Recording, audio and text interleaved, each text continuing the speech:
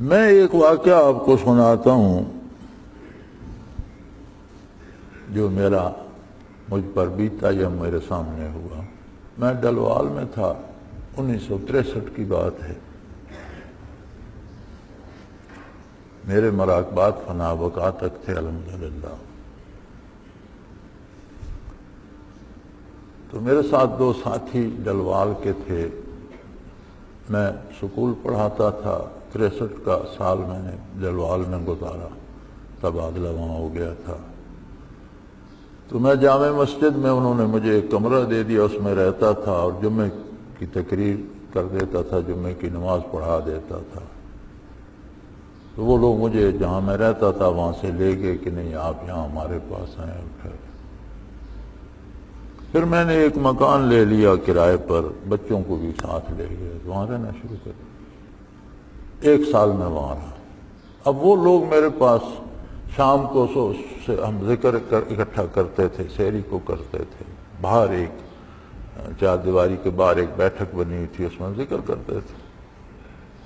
تو ایک ساتھی جن کا وصال ہو چکا ہے، محمد مالک ان کا نام تھا، عبد المالک،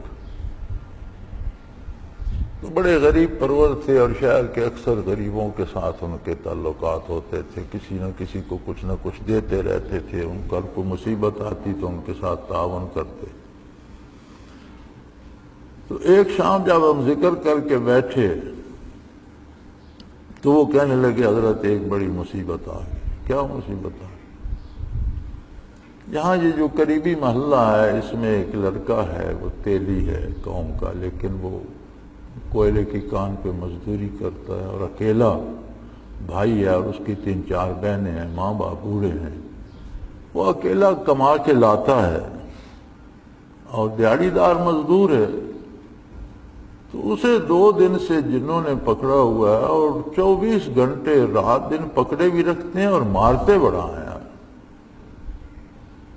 اور چلاتا چیختا رہتا ہے اور مار رہے ہیں اسے۔ میں نے یار اس مصیبت میں مجھے نہ ڈالو، یہ لوگوں کو پتہ چل گیا تو پھر میں تو سارا دن جن ہی نکالتا رہوں گا۔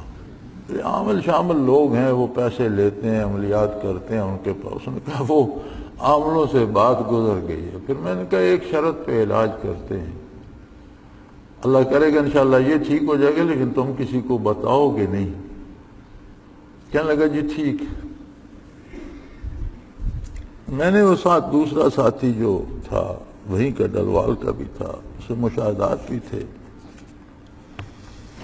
میں نے کہا چلو دیکھو بھائی اسے کیوں جن نے پکڑ رکھا۔ تو جن سکھ تھا مذہباً، اسے پیٹ رہا تھا، تو اسے روکا، پوچھا، بلکہ میں نے کہا یار ایسا کرو، پتہ کرو یہاں قریب ان کی کوئی بستی ہوگی اور ان کی ہر بستی میں ان کا ایک سردار ہوتا ہے، اسے پکڑ لاؤ، اس کے ذریعے کام کراتے۔ وہ ایک بڑا سا پکڑا گیا، اس سے پوچھا، اس نے اس سے پوچھا، کہنے لگا جی میں گدھا بن کے ان کی ڈیوڑی میں کھڑا تھا، یہ باہر سے آیا تو اس نے مجھے پکڑ لیا اور اس نے پکڑ کر مجھ پر ایک بورا رکھا اور رسی ڈالی اور ڈنڈا لے لیا اور ساری رات مجھ پر یہ مٹی ڈھوتا رہا اور ڈنڈے برساتا رہا۔ تو بڑا برا اشر اس نے میرا کیا۔ جب اس نے چھوڑا تو پھر میں نے اسے پکڑ لیا، اب میں اسے مارتا رہتا ہوں۔ تو میں نے کہا بھئی تم خال سے ہی نکلے، تم گدھا بن کر کھڑے کیوں ہوتے کہ جی اس کی جوان بہنیں ہیں، میرا دل تھا ان سے مذاق کروں گا تو اوپر سے یہ آ گیا، اس نے مجھے پکڑ لیا۔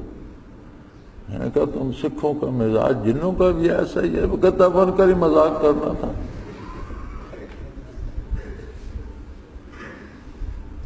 تو بیوقوفی تو تمہاری ہے۔ اب چونکہ گدھا بنا ہوا تھا، اس عام آدمی نے پکڑ کر رسی ڈالی، شکل نہیں بدل سکتا تھا، وہ ساری رات اس پر مٹی ڈھوتا رہا، اسے مارتا رہا ڈنڈوں سے۔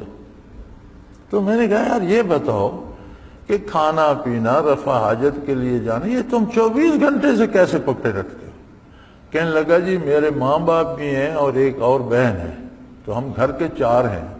تو ہم باری باری سے کوٹتے رہتے ہیں، کل سے لگے ہوئے ہیں اسی کا۔ خیر ہم نے انہیں منع کیا، اللہ کا شکر ہے انہوں نے چھوڑ دیا۔ اب وہ جو ساتھی وہ سفارشی آئے تھے، ان کے دل میں تو وہ بڑا تھا، عشاء کے بعد وہ وہاں سے نکلے سیدھے ان کے گھر گئے، پھر واپس میرے پاس آئے، کہنے لگے جی میں ان کے گھر گیا تھا، اب وہ بالکل ٹھیک ٹھاک ہے، اور میں نے دیکھا ان کے سین میں مٹی کا ڈھیر لگا ہوا ہے۔ تو میں نے اس سے پوچھا بھی یہ کب سے تم نے کس سے کیسے منگوائی؟ تو کہنے لگا قدر سے منگوانی تھی، غریب آدمی ہوں، یہاں ڈیوڑی میں ایک گدھا کھڑا تھا کسی کا، تو میں نے پکڑ لیا، آوارہ گدھا تھا، تو ساری رات اس پر ڈھو کر جمع کی، مکانوں کی لپائی کر لی۔ تو یہ جب انسانی شکل میں ہوتے ہیں اور پھر اسی میں رہنا شروع کر دیں تو ان پر احکام انسانی وارد ہو جاتے ہیں۔